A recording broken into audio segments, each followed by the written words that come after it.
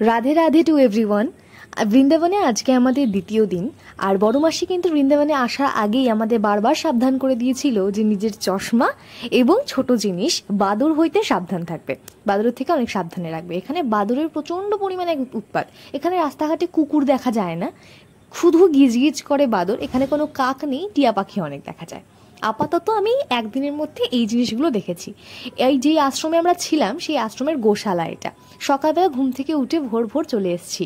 শীতকাল তো, গায়ে মিষ্টি রোদটা মেখে যেন অদ্ভুত একটা অনুভূতি হচ্ছে। এ কি এরকম লুক দিচ্ছে কেন? যেখানে বাইরের একটা রাজ্য, বাইরে চারিদিকে তাকালে একটা বাংলা অক্ষর খুঁজে পাওয়া যায় না, সেখানে যদি আস্তে একটা বাঙালি মানুষ খুঁজে পাওয়া যায়, এর থেকে ভালো আর কি হতে পারে। চারিদিকে যেদিকেই তাকাচ্ছি আশ্রম জুড়ে শুধু বাদর আর বাদর। চশমা কিন্তু পরা যাচ্ছে না, কেউ পড়ছে না চশমা। আশ্রমের মধ্যেই প্রতিষ্ঠিত করা রয়েছে শিবলিঙ্গ। আগের দিন যেহেতু আমরা একটু বিকেল করে এসেছিলাম এবং প্রেম মন্দির দর্শনের জন্য বেরিয়ে গিয়েছিলাম, তো এই ভেতরে আশ্রমটা কিন্তু এক্সপ্লোর করা হয়নি, যার জন্যই আজকে আমরা সকাল সকাল উঠে গোশালা সমস্ত কিছু দেখে এই আশ্রমের ভেতরে যে মন্দিরটা সেটা পরিক্রমা শুরু করে দিলাম। এখানে আমি আর নয়ন মামা আর জামাইবাবু আছে, আমরা তিনজনে মিলে পরিক্রমা করছি এবং তারপরে ঠাকুরকে এটা প্রণাম দিলাম।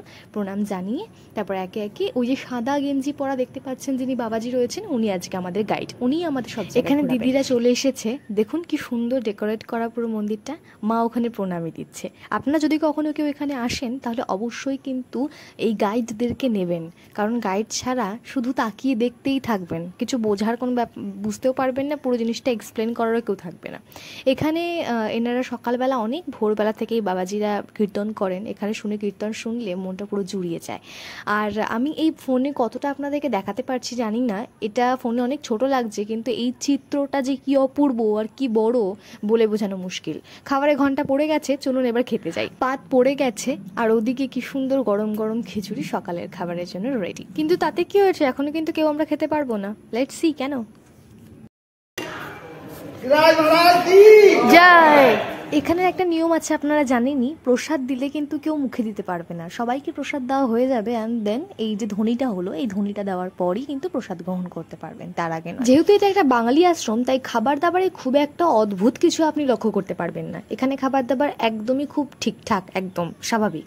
কিন্তু হ্যাঁ, অবশ্যই এখানে আশ্রম বাদেও বাইরে কোনো জায়গাতেই কোনো আমিষ আপনি কিন্তু পাবেন না। তো সকালবেলার খাবার দাবার আমরা সেরে নিয়েছি, এবার হাত ধুচ্ছি। আর আজকে এখান থেকে সূর্যটা দেখুন, এত মিষ্টি একটা রোদ দিয়েছে, উফ। আর এমনিতেই শীতকাল, দুর্ধর্ষ লাগছে। এখানে ডোডোর মা খাচ্ছে আর ওর খাওয়া হয়ে গেছে। প্রত্যেকেরই ভীষণ ভাল লাগছে আজকের দিনটা, কারণ সকালবেলা তো মিষ্টি একটা রোদ মেখে আমরা বেরিয়ে পড়ছি এখন ঘোরার জন্য। আর এইদিকে কাশিদার যে জুতোটা কালকে বাদরে নিয়ে গেছিল, ওটা সকালবেলায় ও কলা খাইছিল বাদরকে, সেজন্য ও পেয়ে গেছে এখন। কি অবস্থা। তো এই যে গাছ আর এই যে মোড়, এই মোড়টা আমি কখনোই ভুলতে পারবো না এন্টায়ার মাই লাইফ, কারণ এইখান থেকে যে 4 দিন আমরা ওখানে ছিলাম, রোজ যাওয়া আসা, এখান থেকে আশ্রমে ঢোকা, এখানে যাওয়া, রাত দিন, ভুলতে পারবো না। এই জায়গাটা এত পরিচিত হয়ে গেছে। ভীষণ শহরও নয় আবার একেবারে গ্রামও নয়, মফস্বল একটা এরিয়া। তো প্রথম আমরা এই রাস্তাটা ক্রস করে গিয়েই চলে এসেছি একটা রাজবাড়ির মতন জায়গায়, যেটা আর কি লাল পাথরের দিয়ে তৈরি। এই জায়গাটা এই যে মহলটা, জায়গাটা ঢুকছে, এটা পুরো লাল পাথরের তৈরি। আর এইখানটাতে ওই যে দেখতে পাচ্ছেন লেখা রয়েছে হিন্দিতে, কি লেখা রয়েছে ওখানে, জুতোটা খুলে যেতে হবে মন্দিরের ভেতরে। তো যাই হোক, এটা হলো বেসিকলি একটা রাজার রাজপ্রাসাদ, যেটা কিনা এখন সবাই একটা স্থাপত্য হিসেবে রয়ে গেছে, সবাই এখানে আসে এবং ঘোরে। এটা একটা রাজার রাজপ্রাসাদ যেটা কিনা এখন মন্দির হয়ে গেছে। এবং এটার উপরে ঔরঙ্গজেব আক্রমণ চালিয়েছিলেন, এবার এরা অর্ধেকটা অংশ ভেঙে দিয়েছিলেন আক্রমণ করে। তখন বানর সেনারা প্রচণ্ড পরিমাণে সাহায্য করেছিল তাদের হাত থেকে রাজপ্রাসাদটাকে বাঁচাতে। এবং শোনা যায় নাকি তখন থেকে এখানে এত পরিমাণে বাদর দেখা যায়। এটা যে বাবাজি ছিলেন উনি আমাদেরকে এটা এক্সপ্লেন করলেন, এই ঘটনাটা। তারপর আমরা চলে এলাম আরেকটা মন্দিরে, যেখানে কিনা বাবাজি আমাদেরকে এক্সপ্লেন করছিলেন যে কিভাবে মহিলা এবং পুরুষ নির্বিশেষে আলাদা আলাদাভাবে আমাদের প্রণাম করা উচিত। আসলে আমাদের সত্যিই কিন্তু এখানে যাওয়া উচিত এবং এই জায়গাগুলো এক্সপ্লোর করে তার হিস্ট্রিগুলো, অবশ্যই গাইড নেবেন, গাইড ছাড়া কিন্তু হিস্ট্রি জানতে পারবেন না, যা এগুলো জানা উচিত। কারণ এখানে অনেক কিছু কিন্তু আমাদের বাংলার মানুষজনের সাথেও জড়িয়ে আছে, এরকম অনেক ইতিহাস রয়েছে। তারপর আমরা মোটামুটি একটা বড় সড়ো মন্দিরে ঢুকে পড়েছিলাম, যার নামটা আমি জানি না, কিন্তু এখানেই সেই মন্দির আমি দেখে বুঝতে পারলাম যেখানে প্রচণ্ড ভিড় আর সবাই বিভৎস একটা রিলস বানাচ্ছে, এটা বানাচ্ছে ওটা বানাচ্ছে। তারপরে বেরিয়ে এসে আমরা খিচুড়ি খেলাম, আর প্রত্যেকটা পুচকে পুচকে বাচ্চা, সবার মাথায় তিলক, সবাই বলছে রাধে রাধে। প্রচণ্ড পরিমাণে মানে এত স্পিডে আমরা ঘুরছি আর এত স্পিডে আমরা এতগুলো মন্দির কভার করছিলাম, মানে অনেক অনেক অনেক। আর এটা হচ্ছে এরকম একটা জায়গা যেখানে আমরা 30 থেকে 35 মিনিট বসেছি, আর বাবাজি আমাদের এত নিজেদের মনের ভেতরে ভক্তিমূলক যে ব্যাপারটা আছে আমাদের জাগিয়ে তুলেছিলেন যে আমাদের প্রত্যেকের চোখে জল চলে এসেছিলো, মানে বলা যাবে না, মানে জাস্ট ধারণার বাইরে। তো যে আমাদের বাবাজি গাইড ছিলেন উনি প্রচণ্ড পরিমাণে ভালো এবং সজ্জন একটা ব্যক্তি ছিলেন। আর এখানে এই যে তিলক টিলক কাটছেন সবাই, এগুলো আমি লাগাইনি, কারণ আমি টাকা পয়সা ফোন থেকে বের করবো কি, আমাদের এত তাড়া দিচ্ছিল পেছন থেকে যে তাড়াতাড়ি আয় তাড়াতাড়ি আয়, এবং আমাদের হাতে সময় ছিল কম, আর আমাদের ঘুরতেও তো অনেক জায়গা, যার জন্য কোনো জায়গায় দাঁড়িয়ে কিছু কেনা বা কোনো কিছুর অত সময়ই পাইনি আমরা, সত্যি বলছি। তো এখানে যে দেখতে পাচ্ছেন যে এত মিছিল মিটিং বেরিয়েছে, এগুলো মিছিল মিটিং নয়, মানে কি বলবো, সৎসঙ্গ এরকম টাইপের বেরিয়েছে ঠাকুরের। এগুলো আপনি অহরহ রাস্তায় বেরোলে দেখতেই পাবেন সব সময়। আর আমরা যে সময় গেছিলাম তার কয়েকদিন পরেই হোলি ছিল, তো যার জন্য ওই দোল উৎসবের আগে এগুলো চলছেই। আর এখানে ছোট ছোট বাচ্চা এরাও প্রসাদ দিচ্ছে সবাইকে, এত সুন্দর মানে নিজেদেরকে লাগছে যে মানে কোথায়, মানে স্বর্গে চলে এসেছি, স্বর্গে যাওয়ার দরকার নেই, এটাই স্বর্গ। তো এরপর আমরা চলে এসেছিলাম নিধিবন। হ্যাঁ, এটা নিধিবনের কার্যালয়, এখানে জুতো ফুতো রাখা যায়, জিনিসপত্র রাখা যায় যদি রাখতে পারে। আর এরপরেই আমরা ঢুকে পড়লাম নিধিবনে। আর এই নিধিবন থেকে আমি ছোটোবেলা থেকে বড় মাসির কাছে গল্প শুনে আসছি যে এখানেই রাধাকৃষ্ণ নৃত্য করেছিলেন, অনেক রকম রাসলীলা করেছিলেন। আর এখানকার কোনো গাছ কিন্তু কখনো সোজা হয়ে দাঁড়িয়ে থাকে না, সব নিচের দিকে ঝুঁকে থাকে, মানে রাধারানীর পায়ের চরণের ধুলো নেয়। এখান থেকে আমরা কিছু ধুলো নিয়েছিলাম, মানে ওই নিধিবনের মাটি নিয়েছিলাম। তারপর ওখান থেকে বেরিয়ে এসে আমরা চলে এসেছিলাম একটা সেই বিখ্যাত লস্যি। বাবা, এই লস্যির কথা আমার মা এখনো ভুলতে পারিনি, আমিও এখনো ভুলতে পারিনি, এত বিভৎস টেস্ট এটার। মানে আমি এক জীবনে এই কলকাতা থাকাকালীন, মানে আমাদের এই কাঁসাপাড়াতে, কলকাতাতে, যেখানে যেখানে গেছি, এই মানে ওয়েস্ট বেঙ্গলে এত লস্যি খেয়েছি, এই রকম লস্যি ভাই আমি জীবনে কোথাও খাইনি। মানে অমৃত, জাস্ট অমৃত, এত ঘন আর এত সুস্বাদু। দাদা মনে হচ্ছে এবার গ্লাসটাকে ভেঙেই খেয়ে ফেলবে, বাবারে বাবা। যাই হোক, চলুন আবার আমাদের যাত্রা শুরু। আবার আমরা ঘুরতে বেরিয়ে পড়েছি। এবার না সময় হয়ে গেছে, আর তো দাঁড়ানো যাবে না, আর কোথাও ঘোরাও যাবে না। এই যে ব্যান্ড পার্টির মতন বাজনা বাজিয়ে আসছে, এটা কিন্তু কোনো বিয়ে বাড়ির বাজনা বাজার নয়, এটা হচ্ছে সেই আবার বললাম 2 মিনিট পর পরই যে ঠাকুরের আসছে, এরকম অহরহ আসছে তো আসছেই এক এক রকম। তো এবার আমাদের খাবার টাইম হয়ে গেছে। আপনারা তো জানেন যে আমাদের কিন্তু আশ্রমে টাইমে টাইমে খাবার দেয়, তো ওই টাইম পেরিয়ে গেলে কিন্তু আর খাবার পাওয়া যাবে না। সো আমরা চটপট করে খেয়ে নিয়ে আবার কিন্তু বেরিয়ে পড়েছি। আর এই যে অরেঞ্জ কালারের মতন পাগড়ি বাঁধা যে ভদ্রলোককে আপনি দেখতে পেলেন, উনি হচ্ছেন একজন দাদা, এবং তার সঙ্গে তারা ওয়াইফ ছিলেন, বৌদি। এবং এই দাদা বৌদি দুজনের মতন আরেকটা কাপলস ছিল। এই 4 জন আমরা নতুন সদস্যকে আমরা পেয়েছিলাম আমাদের গ্রুপে, কারণ এনারাও বাঙালি এবং এনারা ছিলেন বাঁকুড়া থেকে।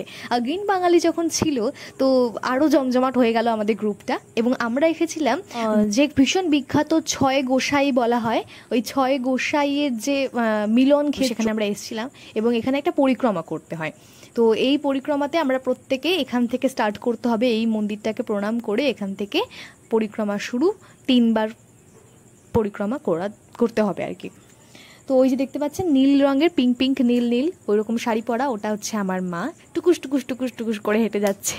আর ওই যে পিঠের মধ্যে অরেঞ্জ কালারের ব্যাগ নেওয়া ওই দাদা, এবং তার পাশে বৌদি ছিলেন, এনারাও একজন কাপলস ছিলেন। ওই যে বললাম 4 জনের, এনারা আমাদের সঙ্গে এসেছিলেন, এনাদের বাড়ি বাঁকুড়া। এই দাদারা এর আগেও এসেছিলেন এখানে ঘুরতে, তো যেহেতু ওনাদের জায়গাগুলো অনেকটা পরিচিত, তো আমাদের সাথে এনারা ছিলেন বলে আমাদের ভীষণ সুবিধা হয়েছে ঘুরতে।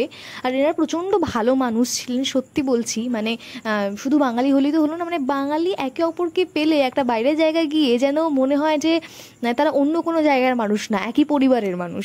প্রচণ্ড ভালোভাবে আমরা ঘুরেছিলাম এখানে। তো পরিক্রমা তো প্রায় শেষের পথে, দেখি এরপর আমাদেরকে কোথায় নিয়ে যায়।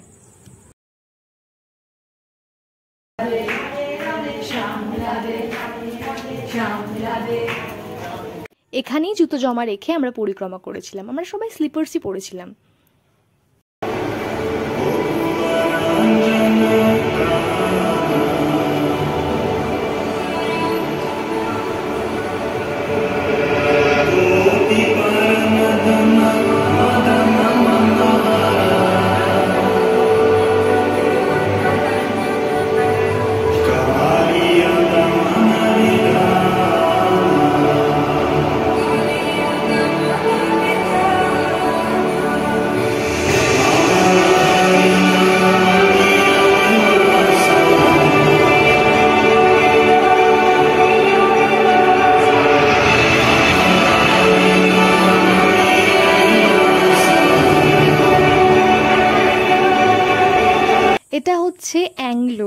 বলে থাকি যে আমরা মানে বিদেশিনী এবং বিদেশি মানুষজনদের দ্বারা পরিচালিত একটা মিউজিয়াম টাইপের, যেখানে মিউজিয়াম নয় ঠিক, মানে এখানে 3D অনেক কিছু দেখানো হয়।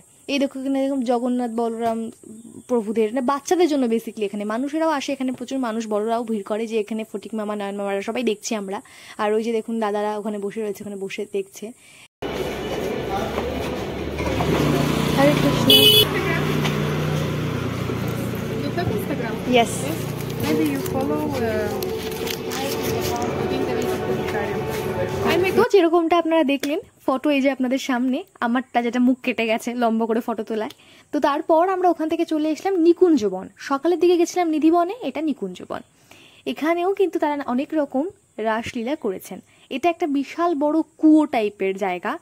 এখানে নাকি শ্রীকৃষ্ণ পা রেখেছিলেন সখীদের জন্য, জল কম পড়ে গেছিল, পা একটা বুড়ো আঙুল রেখেছিলেন এবং সেখানে একটা বড় কুয়ো হয়ে যায়। এরকমই রিলেটেড একটা স্টোরি আমাদেরকে বলেন আমাদের বাবাজি। এবং এরপরই অপূর্ব একটা দৃশ্য ভগবানের দেখতে পাই, এত মিষ্টি, এত সুন্দর একটা রূপ।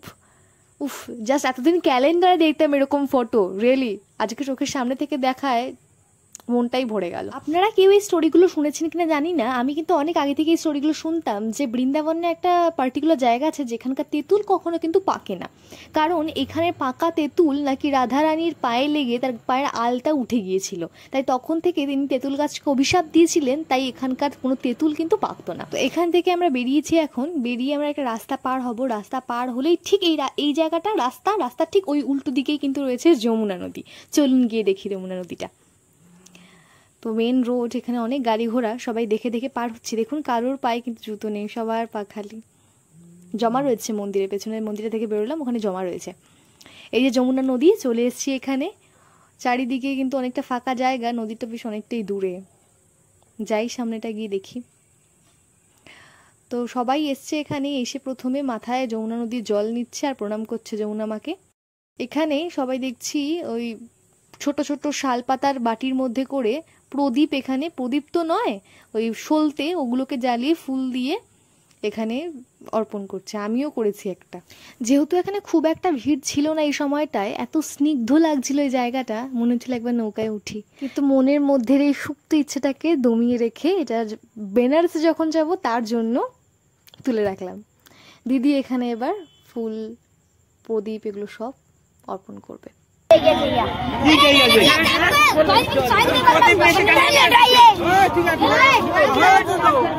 দেখতে পাচ্ছেন কিরকম ধুমধুমার অবস্থা। হ্যাঁ, এখান থেকে বেরিয়ে আমরা গেলাম ঠিক তার পাশেই ওখানে একটা চায়ের দোকানে। তো আমরা সবাই ভুলেই গেছিলাম খাওয়ার কথা, অ্যাকচুয়ালি এত ঘুরছি, সব কিছু অল্প দিনের মধ্যে কভার করতে হলে যা হয় আর কি।